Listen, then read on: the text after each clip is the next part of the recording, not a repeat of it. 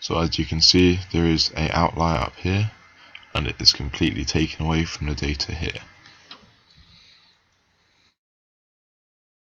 4.5.3.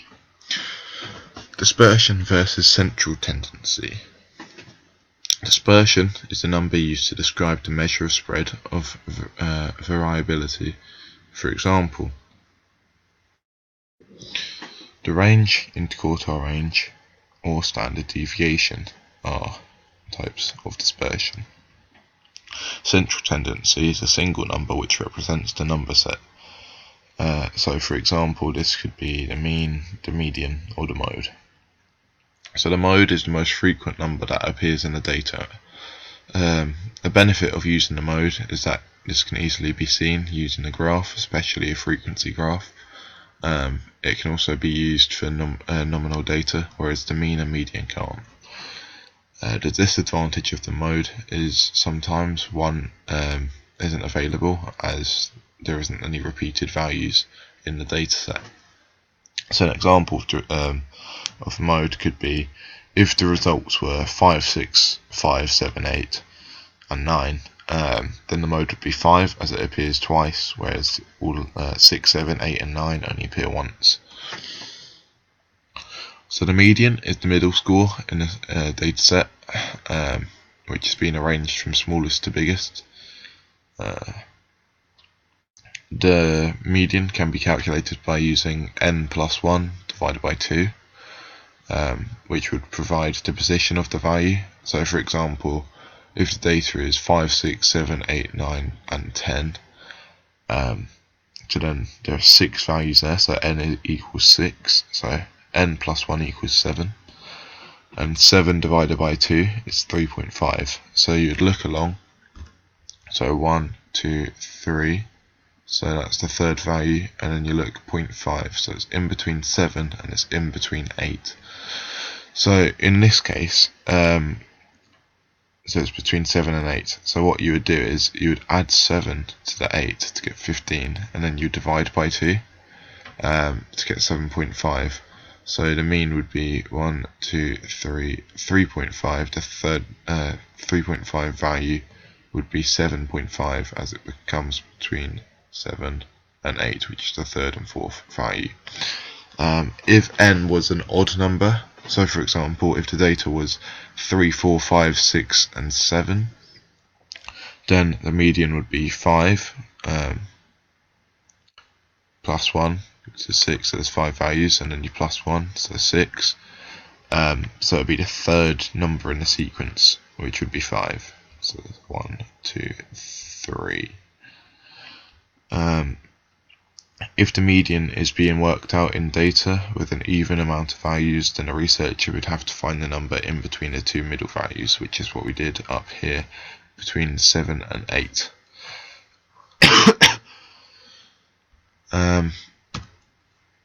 So the advantages of a median is that the data is less affected by outliers and it isn't influenced easily by skewed data. The disadvantages are that it isn't ideal for small data sets and it can take a long time to calculate with larger data sets. So the mean is the measure of central tendency. It is calculated by adding up all of the values in a data set and dividing by the total number of values, which is n. The mean is otherwise known as the average, as it shows the average score for the set of data. The disadvantages are that it takes into account all of the values and can be used in discrete and continuous data. However, it can be influenced by outliers. Sometimes it won't work in real life situation. So for example, of when it can't be used in real life situations, is if you have 30 children in one class, 31 in another and 32 in another, you're trying to find the mean. So you would add 30 to 31 to 32, which will give you 93. Then you divide that by 3, has the 3 values, which will get you a score of 31.5. However, you just can't have 31 and a half children in a class, as you can't have 31. You can have 31 children, but you can't have 31 and a half children. So mean and standard deviation. So So the mean and standard deviation can be presented as 8. So if the mean is 8 and the standard deviation is 2, it can be presented as 8 plus minus 2. So this shows that there are 2 either side of 8. So you can have a score of 6, which is 8 minus 2, or you can have a score of 10, which would be 8 plus 2.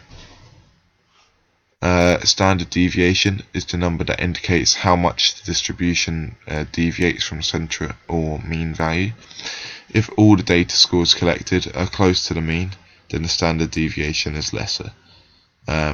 This would mean that the scores varying more from the mean will have a higher standard deviation.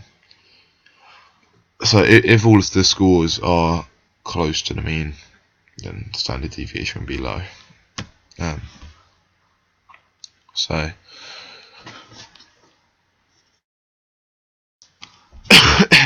the equation for standard deviation is SD equals square root of sum of brackets x minus m squared over n minus 1. So there are 13 values here, no 14 values here, sorry. So n minus 1 would be 13, so that would be here, as you can see. The sum of x minus m, which is the mean, squared. So score minus the mean would be this value here. So the total number, so the sum of it would be this. So it's 2,538 over 13, which is 13.97. So the mean would be 37, as you have 518 divided by 14, because all of this added together would be 518. So you divide that by the amount of values to give you 37, which is the mean, and then you have plus minus the standard deviation, which is 13.97. So the interquartile range shows how much the middle 50% of the data set varies by the middle 50% of the data. I am referring to the data in between the lower and upper quartile. So the lower quartile is the data from between 25 to 50% of the data, in order to so the data in order, and the upper quartile is between 50 and 75% of the data in order. So for example, if the data set was 1, 2, 3, 4, 5, 6, 7, 8, 9 and 10, then a lower quartile will be between 25 to 2.5 to 5, and the upper quartile would be 5 to 7.5. This is because 5 would be the 50% mark, so it's 50% through the data, and 7.5 would be 75% through the data. So this would be your upper quartile. 2.5 would be the lower quartile. So it would be from here to 5 would be the lower quartile. So the lower quartile can be calculated by n plus 1 divided by 4. So it would be n plus 1 divided by 4, and this would give us the position of the value, much like when we were working out the mean. And the upper quartile can be calculated by doing the same equation, so n plus 1 divided by 4, but then timesing that by 3 to find the position of the upper quartile. So the interquartile range would be the upper quartile minus the lower quartile value. The advantages of using the interquartile range is that it ignores outliers and doesn't take extreme values into consideration. The disadvantages are that it doesn't take into consideration all of the data, and that it is harder to calculate and can be quite time consuming. So 4.5.4. So the level of significance, or p-value, is usually set by the researcher before the testing. This way they can't change the data afterwards to make the outcome either statistically significant or not statistically significant. The common p-value, which is used, is 0.05. If the p-value is smaller than 0.05, so p and then this symbol 0.05, then the researcher would reject the null, as this is evidence and not luck. This shows there is a significant outcome, and then they failed to reject the alternate hypothesis. However, if the p-value is greater than 0.05, so p and this symbol 0.05, then the researcher would fail to reject the null, and the findings can be put down to luck and not evidence. There is not a significant outcome, and would reject that alternate hypothesis. So this is the decision tree. The way it works is you can select the option which applies to your situation, and you can follow the line that comes off of this. This continues until you reach a decision. So, so in this situation, a decision tree is showing which testing would be best for a researcher to use. So first, I'd look at whether they're testing for difference, correlation, or categories. So in this situation, we'll use differences. They would follow the line. So this would be this line. So how many factors are there would be the next step. So let's say there is one factor. So then you follow this one. You go to same or different subjects. Well, the subjects they used, we'll say, are the same.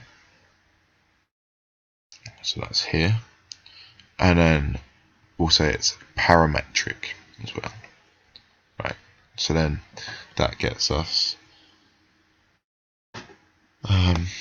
to the paired t-test, which would be the best test for the performer to use in this situation. So this would the other tests that can be used are the chi-squared test, the Spearman rank correlation, Pearson correlation, the Wilcoxon paired test, independent t-test, the Mann-Whitney U-test, or the general linear model, as well as obviously the dependent or paired t-test. So this is the Spearman rank, and it shows correlation. It is non-parametric, meaning that it is only used for ordinal and nominal data, and it is used to find the relationship between two ordinal data sets. The data must be ranked in order to calculate to carry out any calculations. So this is the equation used, and this is how it is set up.